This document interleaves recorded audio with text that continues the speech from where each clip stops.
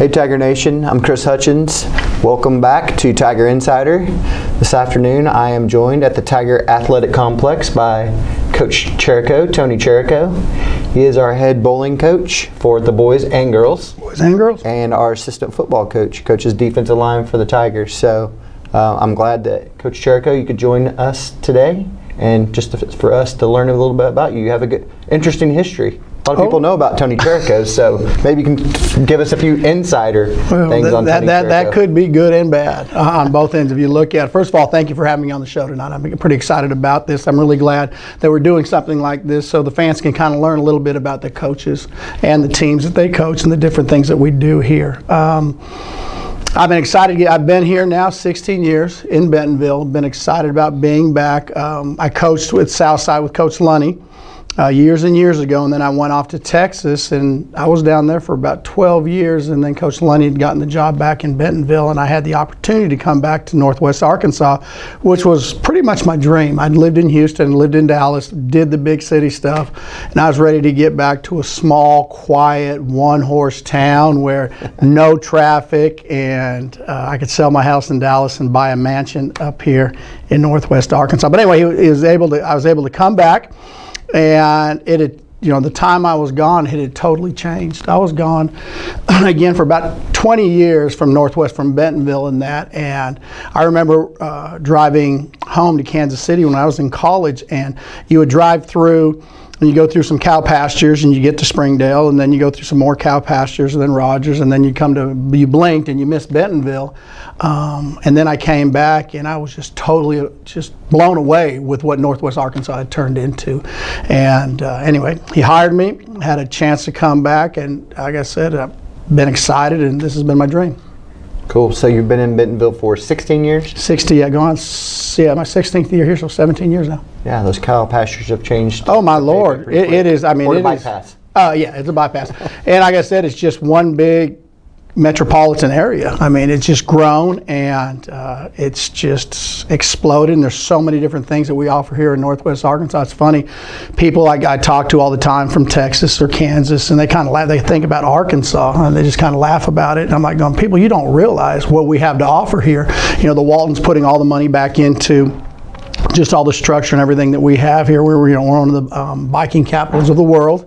That everybody mountain bikes, they come here, and then with crystal bridges and all the other things that we offer here, it's just, they're absolutely blown away when I try telling them that, and people are finding it. And the thing is, we're getting more and more people from all over the world visiting, and now moving in here. I wish they'd just visit and go back to where they came from, but right now I'm happy to be here in a time with the growth, and not only just the community, but the school system and everything that we have here.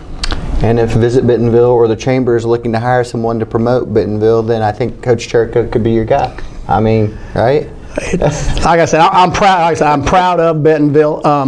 One of the things that did draw me here when I first came, Coach Lunny, when he tried to get me to come here to coach, one of the emphasis was, he said what they wanted to turn Bentonville High School into is to be a blue ribbon school and have an outstanding athletic program, and they're going to do whatever it takes to build that. So right when I was coming in was, I guess they had just built the TAC. Matter of fact, when I came in for my job interview, it was a week after the tornado had hit. So I walk in ready to see this beautiful Taj Mahal of an athletic facility, and it was open air. Went out to the TAC, the whole top was out. The football field had light poles down on there. I mean, it was tore up everywhere. I was going, oh my Lord, we're in Tornado Alley right here. But anyway, that didn't deter me whatsoever. But the thing is, it was fun to see that the community had gotten behind, Walmart and everybody here got behind in one supporting. We did turn into a blue ribbon school. They put a lot of emphasis on that, and we do offer a lot of things at the high school with the Ignite program, with all the different IB programs. We have all the fine arts, athletics, and we're first class. Whatever we do here, we've been first class academically, and then it turned to athletics. And athletically, if you look at the state championships we've won just in the last 15 years, we would rival any school around here. Schools that have been here a lot longer than we have. Even though we have been, this is our 150th year? I think it's a school district, yes. Yeah, as a school district, but if you just look in the last 15 years with what we have done here athletically. Incredible. It is, and not just in the state of Arkansas. A lot of people got to realize we're at the national level. You know, we had back-to-back years where we were the #1 overall athletic program in the United States. And I tell people, then they go, there's no way. And I said, look it up. And we really are. And then for many years, we were in the top 5. We've been in the top 10. We've been pretty solid up inside there. So, you know, that's something that I'm proud to be a part of the program, whether it's bowling, whether it's football, and any of the sports that we have here. Cool. All right, so turn back the clock a little bit to your childhood.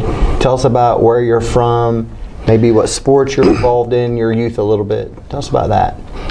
Well, if you turn the clock back, I hope it goes way back in time. I almost like a time machine back then. But growing up, I played multi-sports. I've always been a multi-sport person where everyone thinks football, but no. With me, I've done track, I've done basketball, I've done wrestling, I've done baseball. I think I've done a little bit of everything growing. It was just a chance to get out of the house and just to compete and have fun. Grew up on the West Coast, born in California, and then lived 7 years there, and then moved up to Oregon and went to high school for 1 year in Oregon, and then my dad ruined my life and decided to move me out to, like most parents do, just rip me up and move me out to Kansas, which it was the Wizard of Oz there. But anyway, went out there and went to high school for 3 years in Kansas, and then after that had the opportunity to play football in college, and it was the University of Arkansas, and that was an exciting time for me. When Arkansas actually offered me a scholarship to come down here, I was excited about coming down. I didn't know much about the state. All I remember is they flew me in. I was here on campus for a day and a half visit, met with Coach Holtz, and I said, I want to come. And that was it. So that's pretty much my early life. Cool. Quite experiences, and if anyone's out there, you'll probably want to Google Tony Cherico right now, maybe Arkansas Razorbacks. You might see some interesting photos of Coach Cherico out there. I had hair. Okay. Actually, I had hair. Oh, I had hair. Yeah, I was Frozilla back then. I did definitely have some hair. Well, most people know Tony Cherico. I mean, you can go to the University of Arkansas and see you there, and pretty storied history. So we're lucky to have you at Bentonville High School. As you grew up, as you progressed through the collegiate level, playing opportunities, are there any coaches that just stand out as somebody who had an influence on you in your career path?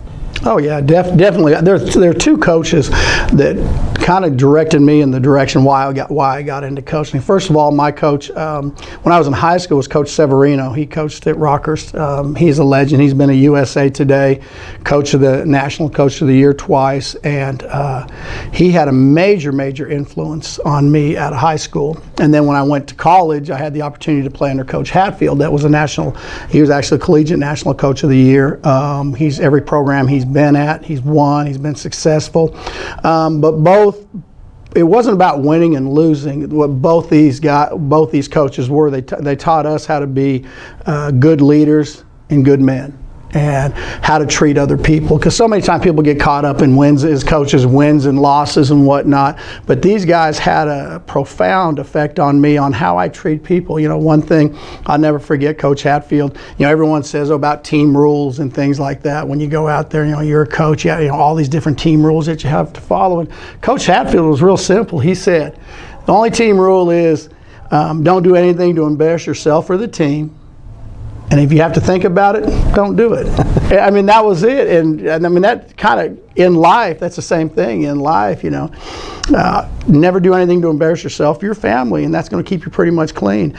And again, Coach Severino, when I moved out from all the way from Oregon to Kansas, that was huge. That was different. I'd gone from an all-boy high school, 9th grade year, maybe had 400 kids, to a 3-year co-ed high school that had 2,400 students in it, and it was like, oh my Lord. And he kind of took me under his wing, and like I said, he taught me a lot of life lessons in that. But those two guys, again, I was truly blessed to be able to be coached by them. And the funny thing is, both those coaches I still have a personal relationship with. I mean, I can call them up on the phone at any time and say, hey, You know, if it's X's and O's, they'll talk X's and O's. But probably I've called them more because they've dealt with kids, they've dealt with people, they've been in situations I know that as a coach I've been put in. I'm like going, help me out here. What do I do? And it's good. And one thing I've always aspired to be is hopefully like them, where my players can come back, and if something's going on in their life or something's happening, that they'll pick my brain. But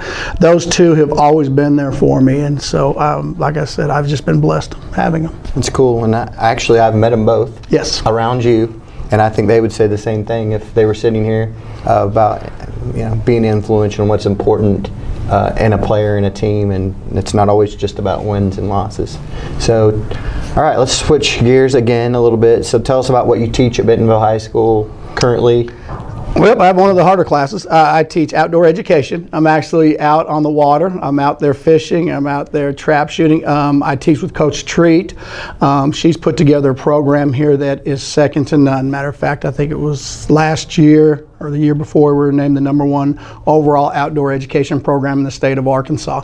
And what we do in that class is we're going to take the kids fly fishing, trap shooting, rock climbing, rappelling, kayaking, and we're going to do a lot of the outdoor type stuff. And we're going to expose these kids to Northwest Arkansas and show them everything that we have to offer here. Actually, we took them on a field trip down to Ponca to see the elk herd down there.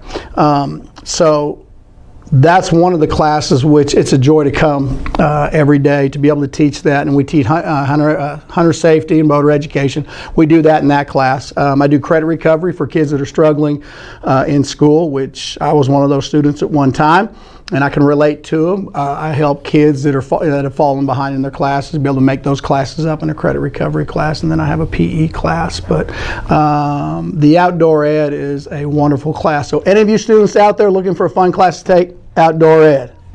Outdoor ed prop, there you go. There, I had to get that out there. What's your favorite part of your job of being a teacher and coach? What do you look forward to doing? What I look for, and one thing I think I've enjoyed more about coaching than anything, is watching the young students when I get them as a 9th grader to see how they turn out to be a senior.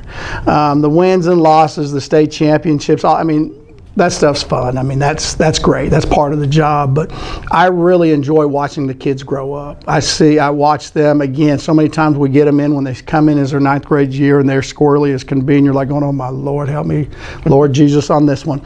But to watch them mature, and you kind of see every group does the same thing. They come in one way, and then just the maturation process of it, and just those kind of interactions. I think I get more out of that than any of the accolades. I wish my kids all the best. I want them to win all the accolades and honors that they possibly can, but to see the finished product from when they started in high school to when they ended, for me, is probably the most gratifying thing about coaching. Cool. As the head bowling coach, and your season just ended this past week, are there any special things that you do for kids in your program, like off the bowling alley, any kind of program? I think for us, what we do is our bowling team this past year, actually, or in the past few years, we've had a lot of kids academically who've been really smart. I'm not saying you have to be real smart to bowl, but with those kids, we've helped set things up to help them write the interviews when they go into college, some of the letters on that. There's a lot of scholarships out there that we definitely try to promote the kids as much as we can. Actually, this past year, this is the first time I'm going to have 5 kids that have qualified for the Junior Golds, which is the big national tournament up in Michigan, where they can get scholarships and get some exposure to college. And I tell all my female bowlers that I said, there are a lot of scholarships out there for female bowlers because of Title IX. All schools have to have equal number of sports, and it gives them the opportunity to go. And some kids kind of laugh at it, but we've had 3 kids that have signed bowling scholarships to help pay for it. we try to give to the community. We work with our kids. Some of our kids will go with us when we take the special needs, for example, when we go on some field trips, our outdoor ed field trips with us. Some of the kids will go along to help work with them and help them out, whether we take them fishing or we take them kayaking. And that I always make sure I have some of my bowlers with me to kind of expose them to that population. And same with the football team. We work hand in hand with our special needs department over there. They come over here to help us do a lot of different things, and we have a lot of social interaction, which I think has worked great for both sides. Cool. All right, as we wind up here, we're going to do the 2-minute drill. All right, the 2-minute drill is I'm going to fire some questions at you. It'll be quick, short answer. Okay. I won't challenge you too much, okay? Whew, that don't take too much to challenge me. All right, here we go. First job. Dishwasher, Italian restaurant. Nice. You probably still get to use that skill. Oh yeah, I can wash a mean dish. Favorite type of food? Italian. All right, if you're going to a restaurant, where are you going? If I'm going to a restaurant, where am I going? I am going to, since I can finally eat meat again, any kind of smoke shop, rib house. Nice. All right, if you could turn the clock back to a younger Tony Cherico, what advice would you give to yourself? Be patient. And that would probably be it. Everything happens for a reason. Be patient and let it go and think it through. Good answer. All right, if you're going on vacation, what kind of vacation are you taking? Vacation spot? Destination is probably going to be in the mountains with snow. I like the outdoors. I mean, we spend a lot of time outdoors, but being the full-figured person I am and having the padding on me, I like the cold weather. Okay. If you're going home tonight and you've got the grill out, what are you putting on that grill? I am probably going to put ribs, once again, since I can finally eat meat, I'm putting ribs on. If Tony Cherico was not a teacher and coach, what would you be? What's another profession that you could see yourself doing?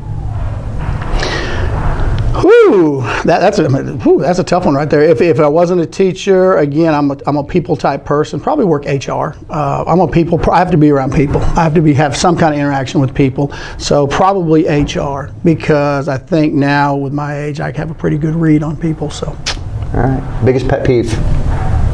Athletic directors. No. Biggest pet peeve.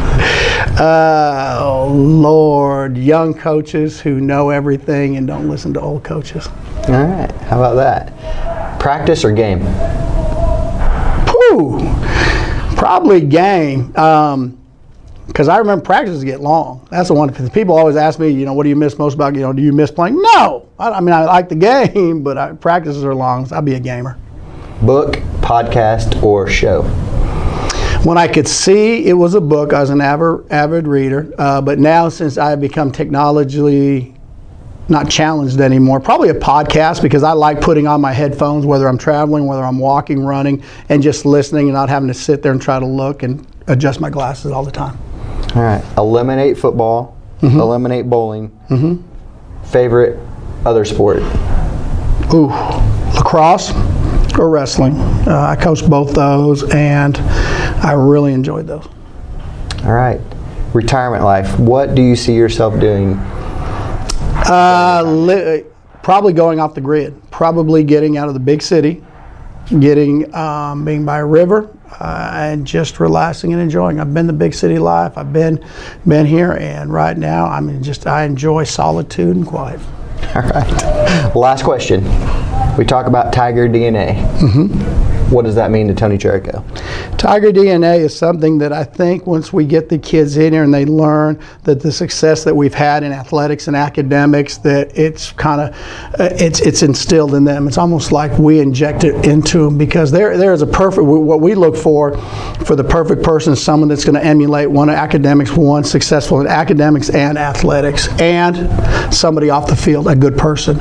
So that is Tiger DNA, and then just be proud to be a Bentonville. chameleon is what you want to be, because the thing is, we've built something here these last 15 years that not a lot of schools have been able to accomplish, and I think that was something that we're proud of, and we're proud of not only why we have the student athletes here, but later in life, because so many times after being here 15 years, seeing those players from 15 years ago and from the past come back and see what they've done out there in society, kind of makes you proud. And again, they know what it took to build it, and that's what they're a product of what we have.